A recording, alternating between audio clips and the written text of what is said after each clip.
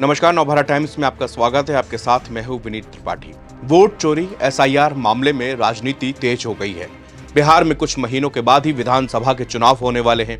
Vote चोरी को लेकर राहुल गांधी और तेजस्वी यादव बिहार में वोटर अधिकार यात्रा भी निकाल रहे हैं। आज उनकी यात्रा का तीसरा दिन है।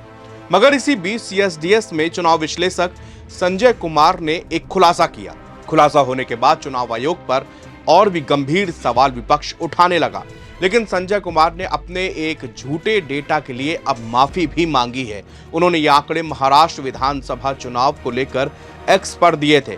अपनी पोस्ट में उन्होंने एक्स पहले ट्विटर पर दावा किया था कि 2024 के महाराष्ट्र विधानसभा चुनाव में उसी साल हुए लोकसभा चुनाव की तुलना में 2 सीटों पर मतदाताओं की संख्या में भारी गिरावट दर्ज की गई। अब संजय कुमार ने दावा किया कि आंकड़ों की तुलना करने में उनकी टीम से चूक हो गई और उन्होंने दावे वाले अपने पुराने ट्वीट को डिलीट भी कर दिया। लेकिन उनके इस खुलासे से वोट चोरी के विवाद पर मचा सियासी संग्राम और तूफानी हो गया है। संजय कुमार ने एक्स पर पोस्ट लिखा है, महाराष्ट्र चुनाव से जुड़े ट्वीट पर मैं सच में माफी मांगता हूं। 2024 के लोकसभा और 2024 के विधानसभा चुनावों के आंकड़ों की तुलना करने में चूक हो गई। पंक्ति में दिए गए आंकड़ों से हमारी डेटा टीम की ओर से गलत पढ़ा गया। इसके बाद ट्वीट को हटा दिया गया। गलत सूचना फैलाने का मेरा किसी भी तरह से कोई इरादा नहीं था। संजय लोक नीति सीएसडीएस के को डायरेक्टर हैं। लोक नीति सीएसडीएस के चुनाव विश्लेषक का ये माफीनामा वाला ट्वीट आते ही बीजेपी भड़क गई और ये कतई मानने को तैयार नहीं कि यह सच में की गई भूल थी। बीजेपी आईटी विभाग के प्रमुख अमित मालवीय ने लिखा कि माफी अंदर और संजय कुमार बाहर। संयोग से योगेंद्र यादव की इस व्यक्ति ने आखिरी बार कब कुछ सही कहा था।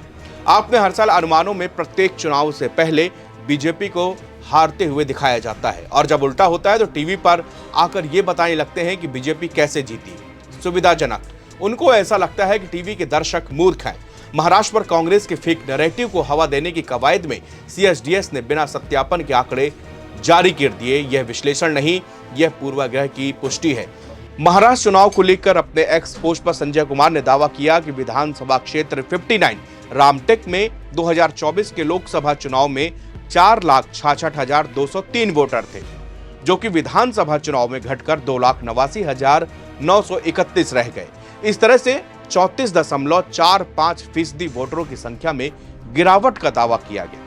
अपने दूसरे दावे में उन्होंने बताया कि विधानसभा क्षेत्र 126 देवलाली में लोकसभा में 4,56,072 वोटर थे, लेकिन विधानसभा चुनाव में ये घटकर 2,88,141 रह गए। इसी तरह से उन्होंने यहां पर 36.82% मतदाताओं की कमी का दावा किया था। हालांकि ये पोस्ट अब डिलीट किया जा चुका है। अब बीजेपी नेता ने इसी आधार पर कांग्रेस नेता राहुल गांधी से अपने गैर जिम्मेदार रवैये के लिए बिना शर्त माफी मांगने को कहा है। उन्होंने लिखा है कि वो संस्थान जिसके आंकड़ों पर भरोसा कर राहुल गांधी ने महाराष्ट्र के मतदाताओं को बदनाम किया, अब खुद मान चुका है कि उसके आंकड़े गलत थे, न सिर्फ महाराष्ट्र पर बल्कि एसआईआर पर भी। तो अब राहुल गांधी और कांग्रेस की क्या स्थिति होगी, जिसने बेशर्मी से निर्वाचन आयोग को निशाना बनाया और यहां तक कि असली मतदाताओं को नकली कह दिया गया। शर्मनाक। राहुल गांधी को तुरंत बिहार में अपनी घुसपैठिया बचाव यात्रा छोड़कर भारत की जनता से अपनी गैर जिम्मेदार और प्रतिगामी राजनीति के लिए बिना शर्त माफी मांगनी चाहिए।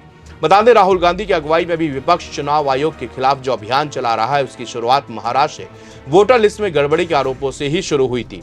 अभी वो बिहार में स्पेशल इंटेंसिव रिवीजन एसआईआर के खिलाफ अभियान चला रहे हैं। उन्होंने चुनाव आयोग पर जो वोट चोरी के आरोप लगाए हैं, उस पर चुनाव आयोग ने उन्हें 7 दिनों के भीतर एफिडेविट देने के और देश से माफी मांगने के लिए भी कहा है। शुक्रिया।